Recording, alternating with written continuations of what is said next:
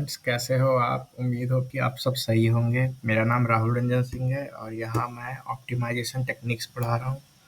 और यहाँ हमने असाइनमेंट प्रॉब्लम्स कर रहे हैं। और यहाँ मैंने आपको बेसिक्स पढ़ा दिए थे। अब हम कुछ एडवांस चीज़ों की बात करते हैं। अगर आपका स्टेप 3 पर भी आंसर ना आए, मतलब कुछ ऐसे कंडीशंस बनेंगे जहाँ आपके पास इंडिपेंडेंट जीरोज कम आएंगे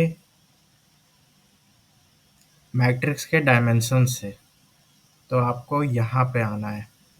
और सबसे पहले आपको ये पता लगाना है कि आपको कितने मिनिमम नंबर ऑफ लाइंस चाहिए, कितने आपको मिनिमम नंबर ऑफ लाइंस चाहिए ताकि आप सारे जीरोज कवर कर सके। इसकी क्या इम्पोर्टेंस है ये मैं आपको आगे बताऊंगा। तो हम इसे चालू करते हैं। देखिए, यहाँ पे मैंने कुछ चीज़ों को हाईलाइट कर रखा है, मैं आपको बताऊंगा क्यों।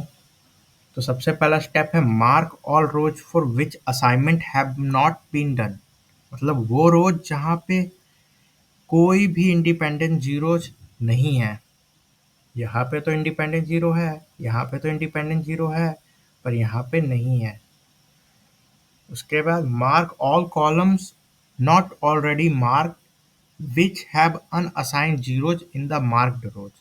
इसमें है ऑलरेडी मार्क नहीं होना चाहिए और अनअसाइंड जीरोज होने चाहिए मार्क्ड रोज में। यहाँ तो कोई अनअसाइंड जीरो नहीं है जो कि मार्क रो में है, तो हमारा लूप यहीं एंड हो जाएगा। चेन ऑफ मार्किंग एंड होगा यहाँ पे। और जिन रोज में हमने मार्क नहीं किया वहाँ पर लाइन आ जाएंगे, और जिन कॉलम को हमने मार्क किया है वहाँ लाइन आ जाएंगे, जो कि यहाँ कोई नहीं है। आगे फिर इस एग्जाम्पल को भी देखेंगे। ये ज़्यादा अच्छा एग्जाम्पल है पिछले वाले से। किस कॉलम में, किस रो में कोई इंडिपेंडेंट जीरो नहीं है? यहाँ तो है, यहाँ नहीं है, यहाँ तो है। क्या इस रो में कोई अनअसाइंड जीरो है जिससे जो अनमार्क भी है? हाँ है, ये फर्स्ट कॉलम। उसके बाद क्या इस कॉलम में, जो कि यहाँ लिखा है mark all rows not already mark which have assign zeros in the marked column, इसका मतलब है ऑलरेडी मार्क्ड नहीं है और असाइन जीरोज है उस मार्क्ड कॉलम में। तो ये मार्क कॉलम है और यहाँ असाइन जीरो है और ये मार्क भी नहीं है, तो यहाँ हम मार्क कर देंगे। फिर से हमें रिपीट करना है स्टेप 2 एंड 3। 2 था कि मार्क कॉलम में कोई अनअसाइन जीरो तो नहीं है, जो मार्क नहीं है, ऐसा तो नहीं है। तो loop chain of marking and हो गया यहीं पे। तो जिस रो में मार्किंग नहीं है वहाँ लाइन आ जाएगी और जिस कॉलम में मार्किंग है वहाँ लाइन आ जाएगी। बहुत सिंपल है, बस आपको ये 4-5 स्टेप्स याद रखने हैं। ऊपर फिर हम स्टेप 4 करेंगे जिसके लिए हमें ये मार्किंग सीखी। तो यहाँ मैंने मार्किंग करके रखी है आपके लिए, और ये अंडरलाइन क्यों है मैं आपको अभी बताता हूँ इसके पीछे का राज। स्टेप 4 में क्या है? Find the minimum number of lines to cover all zeros of C2।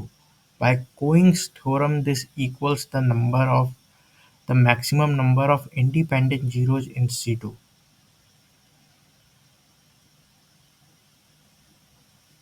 वो हमने पहले ही कर लिया, जो मैंने आपको अभी कराया था। Choose the smallest element in C2 which is uncovered, that is, which does not lie on any line.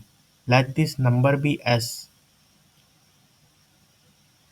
किसी भी लाइन पे जो एलिमेंट नहीं है उसमें हमें स्मॉलेस्ट एलिमेंट खोजना है। 6, 5 और 3 है जो किसी लाइन में नहीं है, और 3 उसमें स्मॉलेस्ट है और इसे हमें S मान लेना है।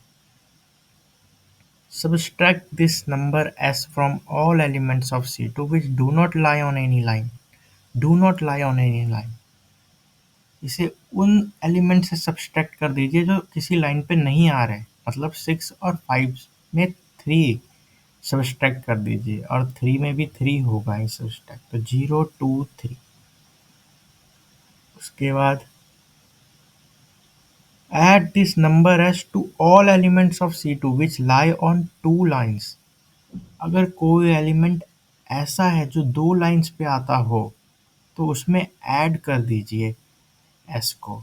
यहाँ तो दोनों पैरेलल है तो किसी में कोई भी एलिमेंट दो लाइन पे नहीं आता, पर अगर ऐसे होता तो 0 2 6 दो लाइन पे आते और हमें 3 को ऐड करना पड़ता उसमें,